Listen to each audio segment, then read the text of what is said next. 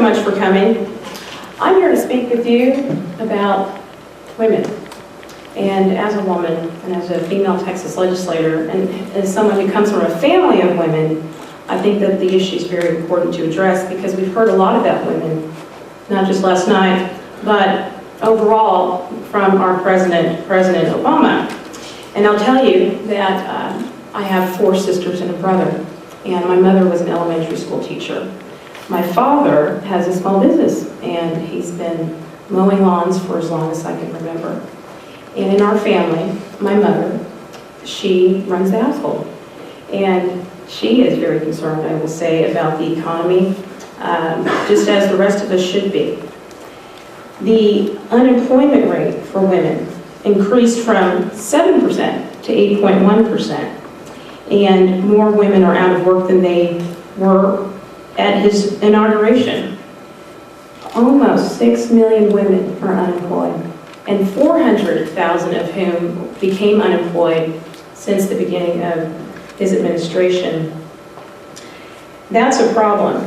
And I'll tell you that with a family of women, we are not just concerned about the issue that came up yesterday during the Democratic convention. We're also concerned about the economy. And that's really important because women are struggling to make ends meet. My mother's a homemaker, and she became a homemaker years and years ago to care for us. And she works really hard at home, and they sit down, they put their bills together, helped us with homework at night. Couldn't afford, frankly, to send us to piano lessons after the first 2 of us were born.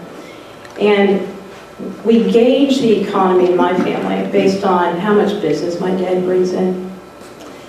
You know, when the economy goes down, like it has gone down, over, of course, 8% unemployment for more than 42 months now, and 9.1%, by the way, among women here in North Carolina.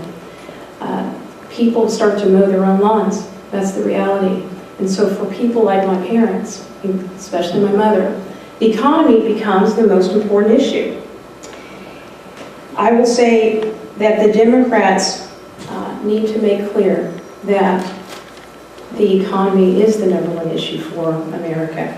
We've seen that there are numerous broken promises by the Obama administration. $831 billion stimulus was supposed to, according to President Obama's advisors, create tons of jobs and get us down to a 6% unemployment rate. That didn't happen. We saw that the president said during his campaign that the deficit would be cut in half.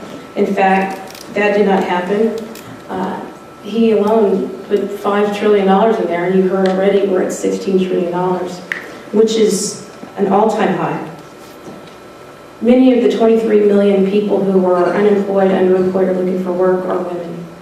We have to do better, and Mitt Romney is the man who can do that.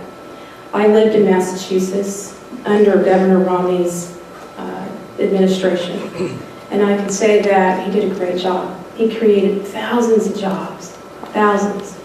He did so much good for public education.